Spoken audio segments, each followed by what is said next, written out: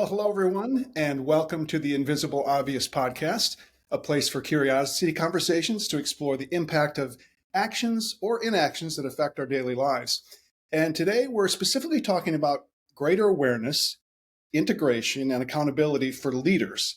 And I am your host, Daniel Paulus. Welcome to, I'm delighted to welcome, I should say, a longtime mentor, coach to me. We've known each other for about 15 years.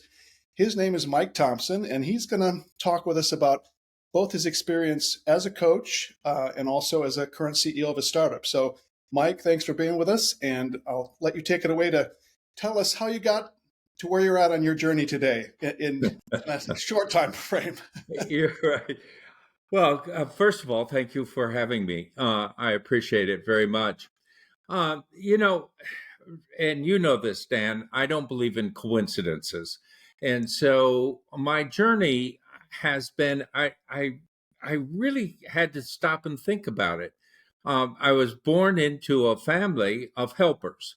And that is, in fact, what is the basis of everything that I've done. So when I was in high school, college, and in graduate school, which was seminary and going into the United Methodist ministry, it was all about helping. It was all about being of service. And then I left the ministry and went into teaching at Northwestern, and then went into the whole coaching, business coaching process. And so it's always been about helping. It's always been about reaching out to people who maybe are in pain or are unsure of themselves or whatever, and providing a safe place for them to come and discover what their journey is all about. So I was it was kind of fun to go back and think about that. Well, I bet. You also picked up a PhD along the way there as in psychology, so you had some experience, with clients in that regard, which I think has certainly informed everything you've done moving forward and up to the present, right? Absolutely. Absolutely.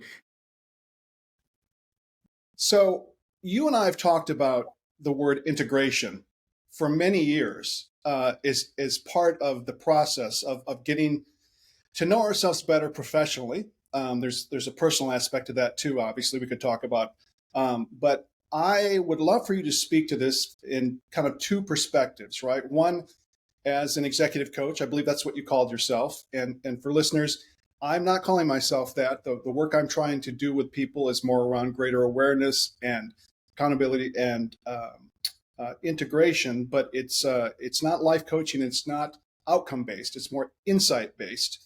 So I would love for you to kind of share, first of all, what does that term mean to you, integration, and how have you seen that in the leaders that you've worked with? To what degree they've been involved in that, or where some of the disconnects have been? Starting from the disconnected side, the integration to me is another word for that is interconnectivity. And I think the world is becoming more and more aware of how we are interconnected. Whether it's something happening in Gaza affecting what happens at a school here in Chicago, or whether the Western Pacific heats up and we have a terrible winter in Chicago. Right. And so we live in a world where the ecosystem is all connected. And so for us to think of ourselves as separate and isolated or in a silo is really contrary to what I believe we're a part of and how we were created. And so when I run into a CEO or leader in a company who thinks only in terms of silo, in terms of only their job and their department and nothing else, we know we got a problem. And that they need to stop and begin to think in terms of how their department, their activities, their thoughts affect the total organization, and how that organization affects then the industry and the people around them. So integration is absolutely critical, or interconnectivity is absolutely critical to success as far as I'm concerned. So in your work, how often did you find people that weren't aware that they were kind of not integrated? That you know, you and I've talked about this offline. People drawn to a CEO role are very often decisive, powerful people that like to be in charge, that feel like they've got all their ducks in a row, that may not be necessarily prone to doing greater self awareness work. And that's where people like you come in, or the work I'm trying to do with folks is say, look, you've got skills. That's not the question here. It's how you're aware of them, how you're using them, how they're connecting to each other, right? So just for our listeners, I mean, again, you've worked with a lot of different CEOs and a lot of different industries over the years. How common is it for people to be kind of disconnected from this idea? You know, when I first started out, I would say that the number of CEOs that really were thinking in terms of disconnection was fairly high, 60, 70, 80%. I think over time, and the last 10 years particularly, we're becoming much more educated and much more uh, ready to accept the fact that we're part of a very large ecosystem. And what happens, the butterfly in Peru that flaps his wings and creates a hurricane in the Caribbean, is in fact true. And I think the number of CEOs now that, and I still have connections at Kellogg here in Chicago, that number has dropped. I would guess 10 to 20% at the most, and most of them feel like they're isolated, because the vast majority of their brothers and sisters in that same role um, are, very much aware that what happens in Peru, has consequences in the Caribbean. Yeah. So I wonder if technology has anything to do with that, and just the speed at which we're doing business now, which is going to lead me to my next question for you to talk about your current role as CEO for a startup, a big idea startup. We have so much data now to inform decisions. I wonder if it feels like overkill to someone sitting at the top of a pyramid having to kind of digest and synthesize all that. They're hiring executive teams to help offset some of their weaknesses, right? But it's still very challenging to make space in your head for the human part rather than being totally overwhelmed by all the data and the information. You think there's some legitimacy there? Yeah, technology and the amount of information that we have at our fingertips is just simply too much to even contemplate. I find that at first I thought it was my age, but I talked to people your age and younger at Northwestern, and I can tell you everybody's overwhelmed by the amount of information that's available. And the use now of artificial intelligence, which is kind of a misnomer, but the use of the AI and avatars and that type of thing, it's going to help in some ways, and in other ways, it's going to be an additional source of information that we're not used to. And so, and because of that, you have some really, really opposing ideas. One is that this is the beginning of the end of the human race, and the other is this is the beginning of the human race going to where it should be in terms of its ability to be creative and so on and so forth. So, information, basically, I have a very senior team around me that they they process that information. I know I can tap them and get the information that I need at that given moment. I don't necessarily have to keep it all up here. which is probably very wise. And I mean, that leads me to ask a little bit about the current role you've been playing for a number of years now to build this startup, eFirm. We can mention how have you, knowing all that you know, and having worked with all the people you've worked with, how have you integrated this for yourself to be able to navigate a really new world of investors and VC and all that kind of stuff without feeling overwhelmed and feeling like you're conscious of, again, surrounding yourself with a team of experts and challenging them and charging them with the right responsibilities for the larger enterprise, I guess. You know, backing up for just a minute in what you said, I'm not afraid to feel overwhelmed. I'm not afraid to feel like I'm in a dark tunnel and there really isn't a match to light here, because I know that I do have people that I trust now, and that's a very important consideration. People that I trust, that have done their homework, have done their studies and all of that stuff, and I can go to them and say, I need a match. I need some light in this tunnel, and I need you to step up to that plate. And that has been, the fact that there's been people that I've worked with who were afraid to be in the dark. They were afraid to not know, and I kind of shake my head and said, "That's part of being human." Excuse me, and so it's okay, and it's okay to admit that, and it's okay to go to people who already have the match and say, "Give me a match so I can see what I'm doing," and this is kind of where we are, I think, now with artificial intelligence and all that we're doing.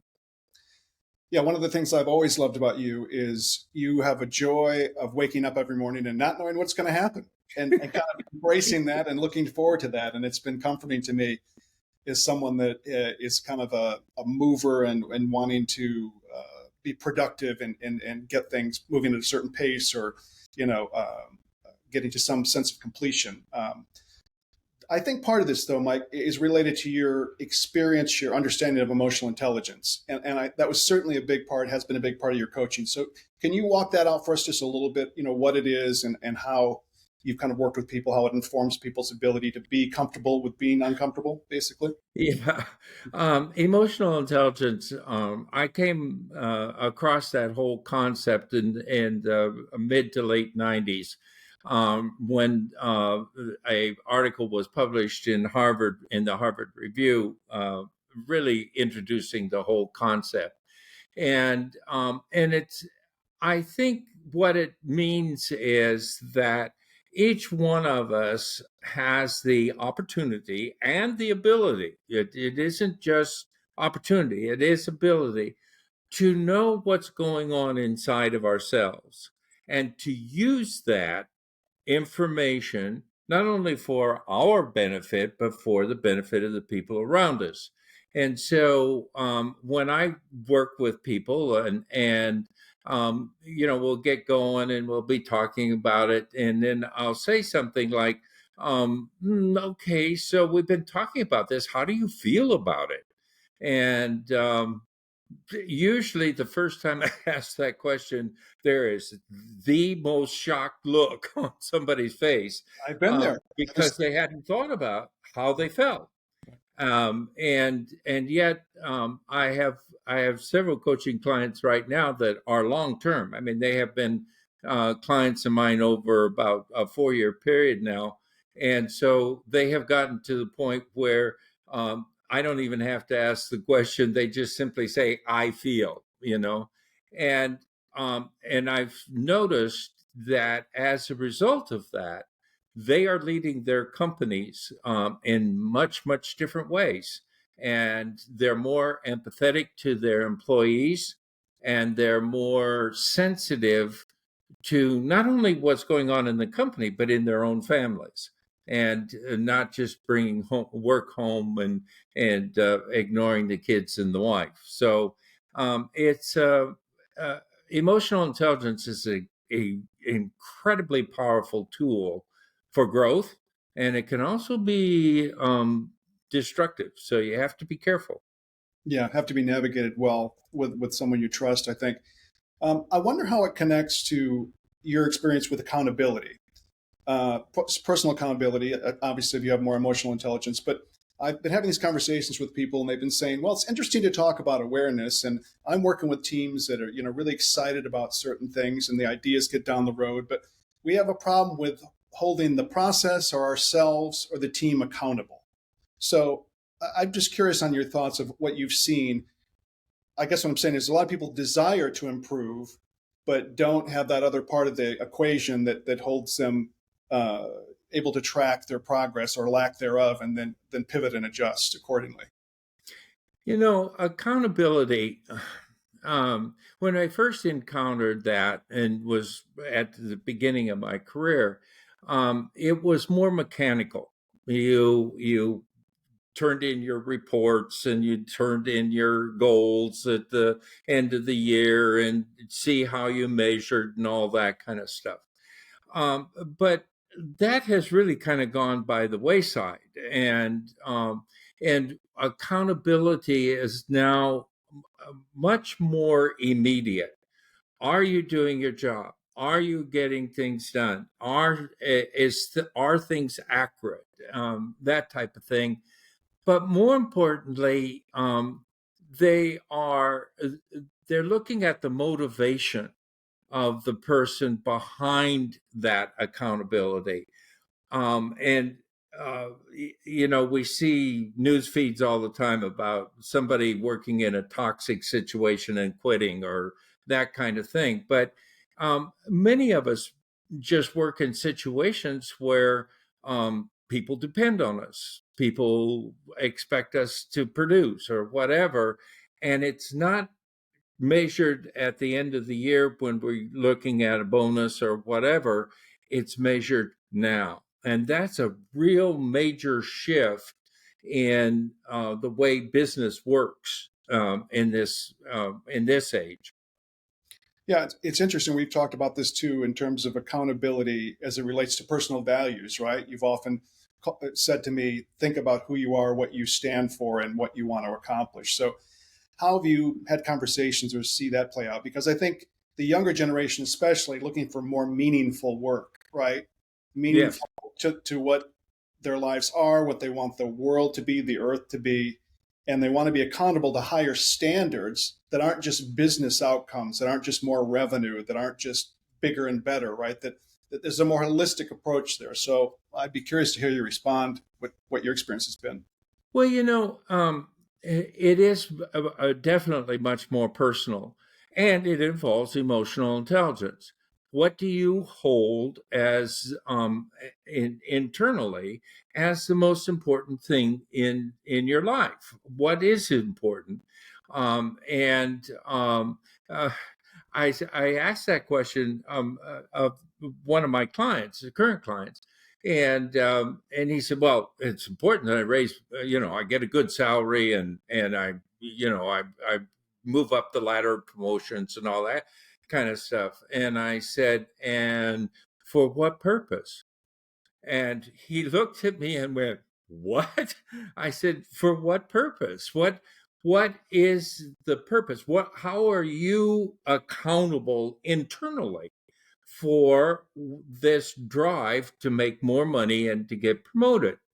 And he had never connected what goes on inside with what he does outside. And I have to tell you, he went through a very, very difficult shift in his thinking, and it not only affected the way he did his job, but it also affected his family life. And it's rather interesting. He has three boys, and they are I think the oldest is 10, and he happened to have a coaching session with me yesterday. His phone rang, and it was his son, and his son was just bitching like you wouldn't believe, and he listened, And he answered the question, and he said, "Look, I'm going to be home at such and such a time. We'll talk about it in detail at that time. Is that okay?" And the young man said yes. And then that was the end of the conversation. Now, that's an emotionally intelligent and sensitive way of handling a son, instead of saying, "Look, I'm in a meeting. Leave me alone. Goodbye," kind of thing. Yeah, and that's maybe this is an overgeneralization, but I think a lot of people think high level leaders are always putting out fires, or dealing with the immediate, right? And it's this ability to pull back and to just look at the situation and think through what the best next steps are, which not might not be an immediate response. Exactly. Not everything needs an immediate response. Sometimes you just need to sit and let it think. My favorite expression is "let it percolate through the granite," Right. and uh, and really sit back and think about, what is this? What's going on? What's really behind this? It's not just that immediate behavior, but there's some roots there that we may not know about, and we need to find out about. There's a premise that you have there that I think I'm pointing to as well, which is if you're willing to do this work on your professional life, it is going to have an impact most likely on your personal life. Oh, absolutely. There's no question about it. Right. So Yeah. there's a certain vulnerability that you have to be willing to go to be shaken a little bit. Not that it should knock your home mojo off, but hopefully that's part of the process.